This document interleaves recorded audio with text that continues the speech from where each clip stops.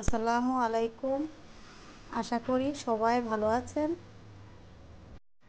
আজকে আমি নতুন একটি রেসিপি চিকেন দম বিরিয়ানি করে দেখাবো।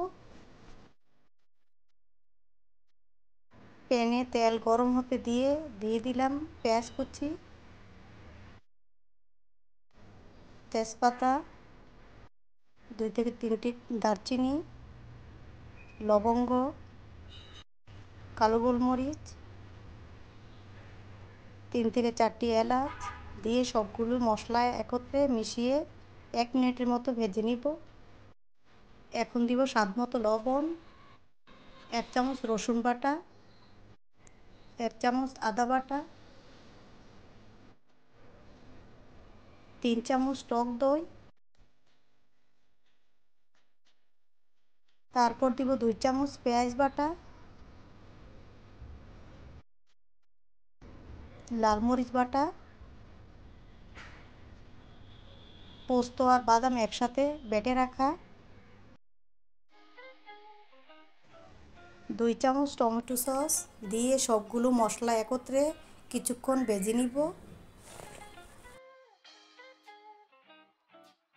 মশলাগুলি কিছুক্ষণ ভেজে নেওয়ার পর 1 চামচের মতো ধনিয়ার গুঁড়া, 1 চামচ জিরার গুঁড়া, 1 চামচ লাল মরিচের গুঁড়া। এখন দিব 2 চামচের মতো রাঁধুনি চিকেন মশলা দিয়ে সবগুলি মশলা কিছুক্ষণ ভেজে নিব।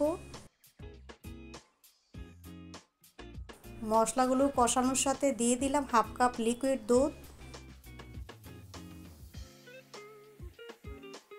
এখন এর মধ্যে দিয়ে দিলাম মুরগির টুকরাগুলি দিয়ে সবগুলি একত্রে মশলার সাথে মিশিয়ে নিব। চিকেনের সাথে হাফ রাঁধুনি বিরিয়ানি মশলা দিয়ে দিব। এখন 1/2 কাপ লিকুইড দুধ দিয়ে চিকেনগুলি সিদ্ধ হওয়ার জন্য ঢেকে দিব।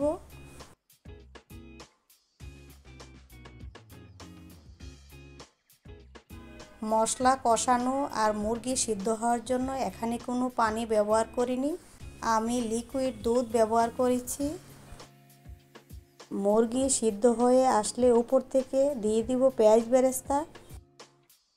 ফ্লেভারের জন্য উপর থেকে 2-3টি কাঁচামরিচ আর ঘি দিয়ে দিলাম।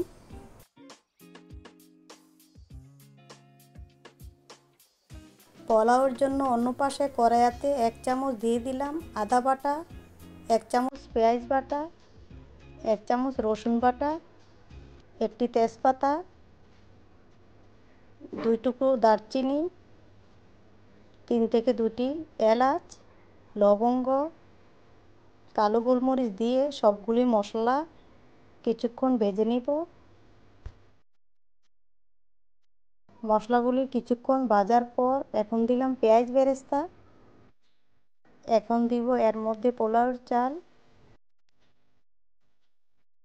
মশলার সাথে পোলাওয়ের চাল ভালো করে মিশিয়ে দিয়ে দিব স্বাদমতো লবণ।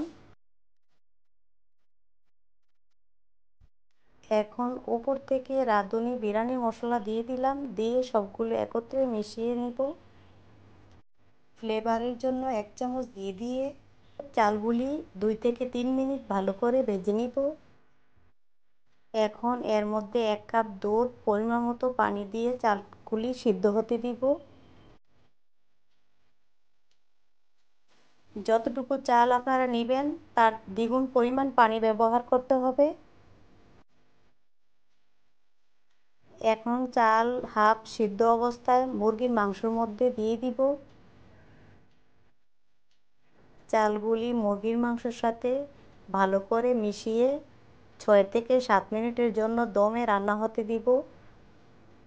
রান্না হয়ে আসলে ঢাকনা তোলার সাথে সাথে খুব সুন্দর একটা ফ্লেভার আসবে। একটি প্লেটে তুলে পরিবেশন করব।